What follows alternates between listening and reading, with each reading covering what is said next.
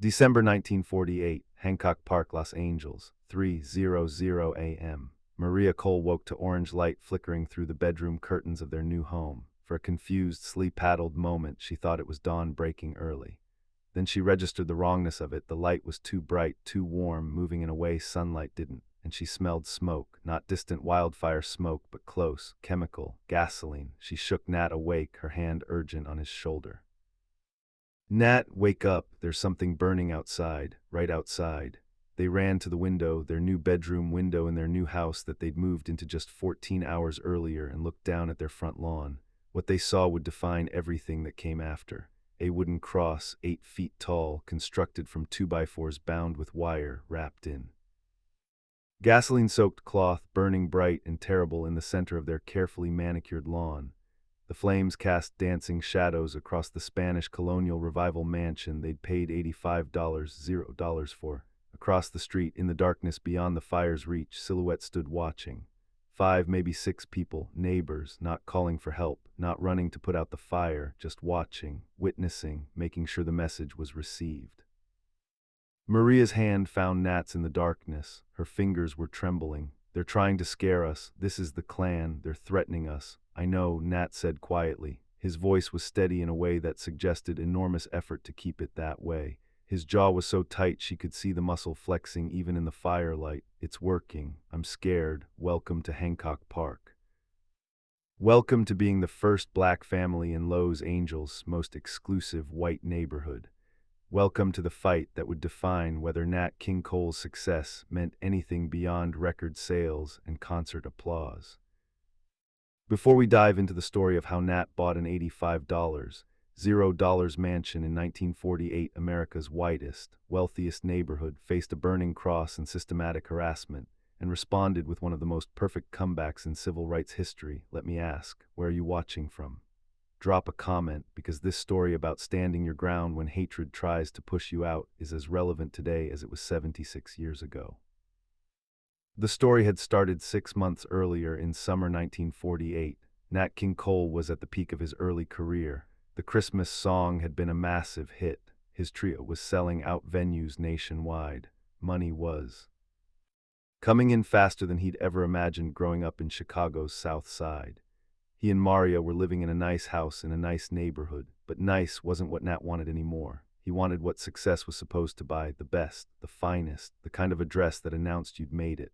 I want to look at houses in Hancock Park, he told their realtor, a nervous white man named Bernard Rosen who'd handled properties for several black entertainers. Rosen's face went pale. Hancock Park, Mr. Cole, that's not possible. Why not? I can afford it. It's not about money, it's about, Rosen stopped himself. Those neighborhoods have understandings, gentlemen's agreements, no sales to coloreds. It's not written down, but everyone knows. Then we'll be the ones who don't know, Nat said simply, find me a house. Rosen spent 3 weeks quietly searching. Most homeowners refused to even consider a showing once they learned the potential buyer was black. But one property owner was different, an older widow whose husband had recently died, leaving her with a massive estate she couldn't afford to maintain. She needed money more than she cared about neighborhood politics. The house was spectacular. Spanish Colonial Revival architecture, built in 1921 by one of Los Angeles' premier architects. 4 bedrooms, 4 bathrooms, 500 square feet of elegant living space. Exposed wooden beams in the ceilings, hand-painted tiles in the kitchen and bathrooms, arched doorways that gave every room a sense of grandeur. Manicured gardens with century plants and birds of paradise, wrought iron gates that spoke of old Hollywood glamour, the kind of property that movie studio executives and oil barons coveted. Maria walked through the rooms, imagining Cookie growing up here. A bedroom bigger than their current living room, a yard where she could play safely, a neighborhood with excellent schools and tree-lined streets. This was what success was supposed to buy. This was the American dream made tangible. But she also felt the weight of what accepting this dream would cost. She'd heard the stories.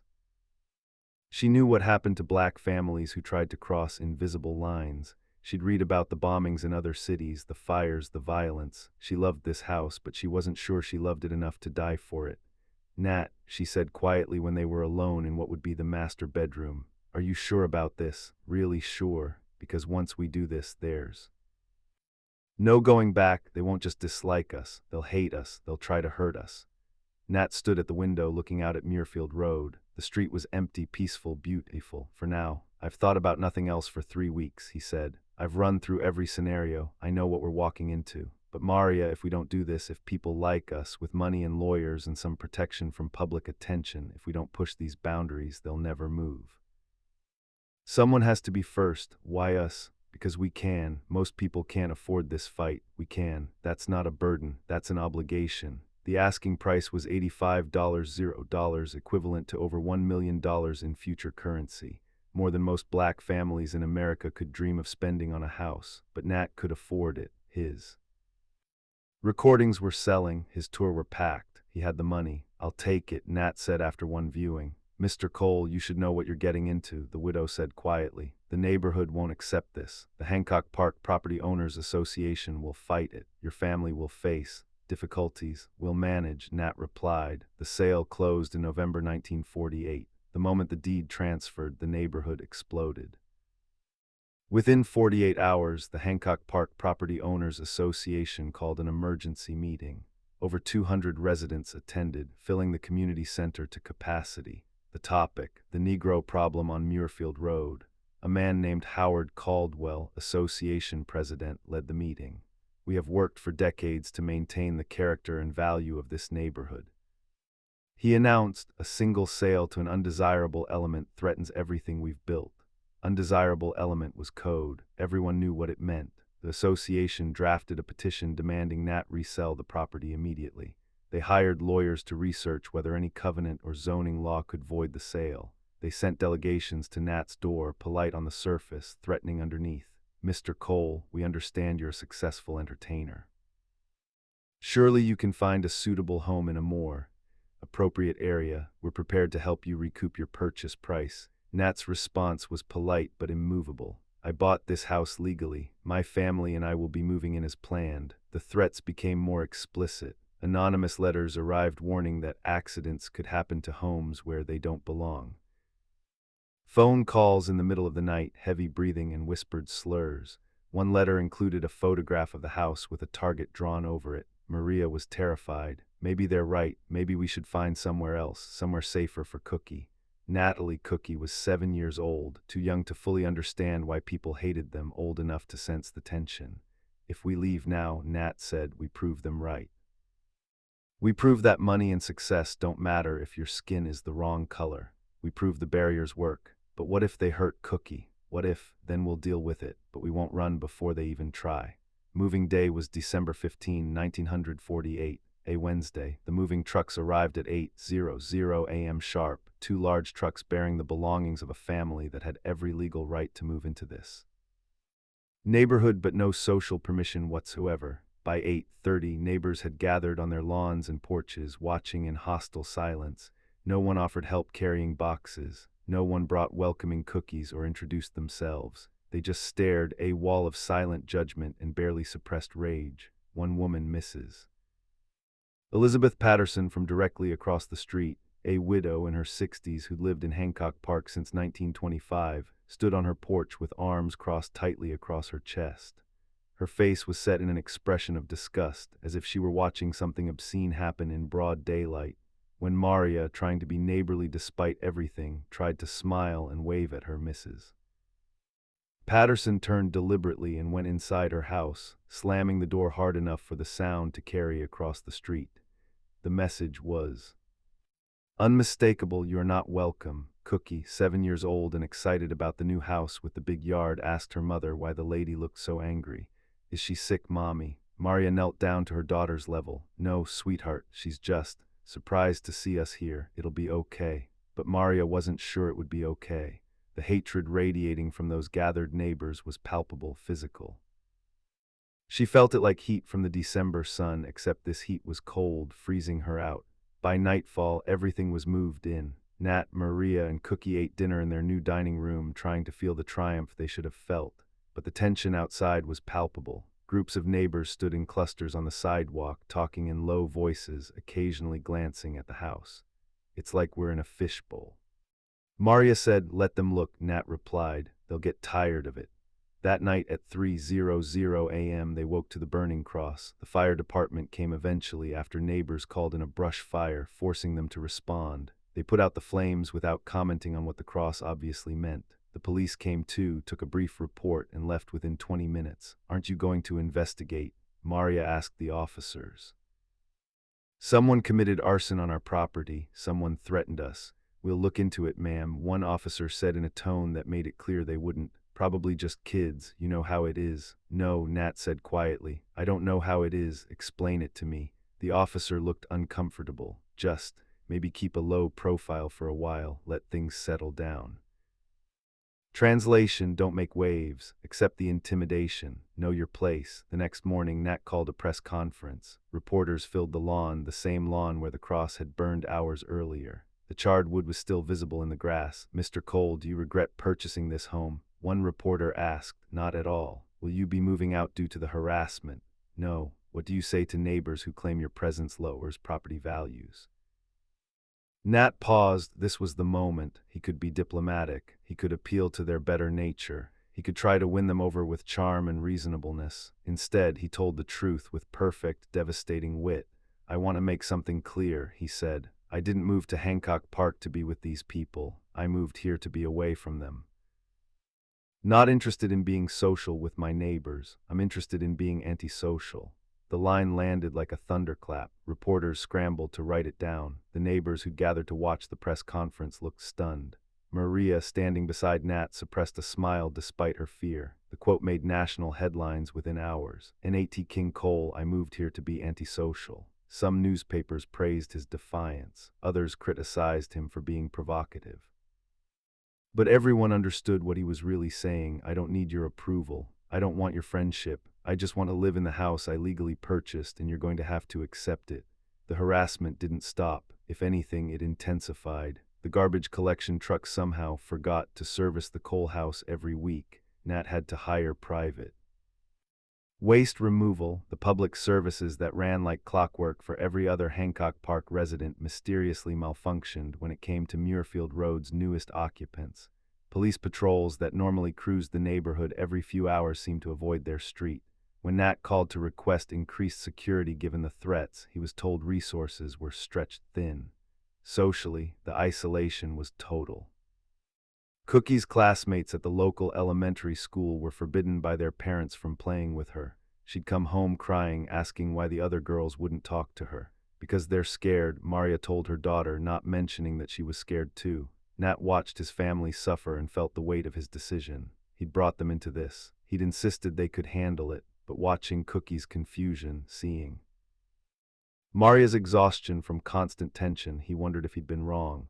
"We can still leave," Maria said one night 6 months into their Hancock Park life. "You proved your point. Everyone knows you didn't back down. We can go somewhere easier." "Easier for who?" Nat asked. "For us, or easier for them. If we leave, the next black family who tries this faces the same thing, maybe worse. Someone has to be first. Someone has to stay. Why does it have to be us?" "Because we can afford to. Most people can't. We have money, lawyers, public attention. We're safer than someone without those things would be. If we run, we waste those advantages." That was Nat's calculation. His privilege came with obligation. His success meant he could endure things others couldn't. Walking away would waste those advantages. So they stayed through harassment, isolation, and constant hostility that wore on them daily. And slowly, glacially, things changed. Not because neighbors had moral awakenings, but because Nat's refusal to leave made their campaign unsustainable. They couldn't physically force him out without crimes that would attract legal attention. They couldn't economically pressure him. He made more money than most of them. They couldn't socially shame him because he'd made clear he didn't want their society. After 2 years of protest, the neighbors ran out of tactics. The Coles were staying. That was reality, and reality demanded acceptance. By 1952, another black family purchased a home in Hancock Park, then another. The barrier Nat had broken stayed broken. Each new black homeowner faced less resistance because Nat had fought the foundational battle. Mrs. Elizabeth Patterson eventually spoke to Maria at a community meeting in 1954. Not an apology, not friendship, just acknowledgement. A brief conversation about property taxes as if they were simply neighbors, which they were. The property values the association had feared would collapse. They went up. Hancock Park remained one of Los Angeles' most desirable addresses. The apocalypse never came. The racism had been expensive, ugly, and pointless. Nat lived in that house until his death in 1965, 17 years total, long enough to see the neighborhood transform from all-white to integrated, long enough to prove the barriers had been artificial all along. Looking back, the burning cross stands out as both terrorism and miscalculation.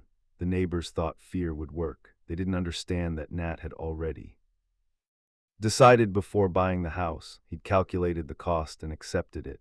The antisocial, quote, endures because it perfectly captured the absurdity. White neighbors demanding a black man be grateful for their hostility, acting as if their acceptance mattered, as if Nat needed their approval to live in a house he'd purchased legally. His response cut through the pretense. He didn't want to be their friend or join their clubs. He just wanted to live in peace in the home he could afford.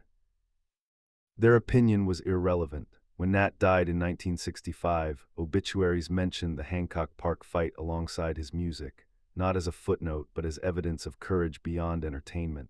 The house on Muirfield Road became civil rights history, a marker of integration's reality, not moral awakenings, but one family refusing intimidation, outlasting opponents.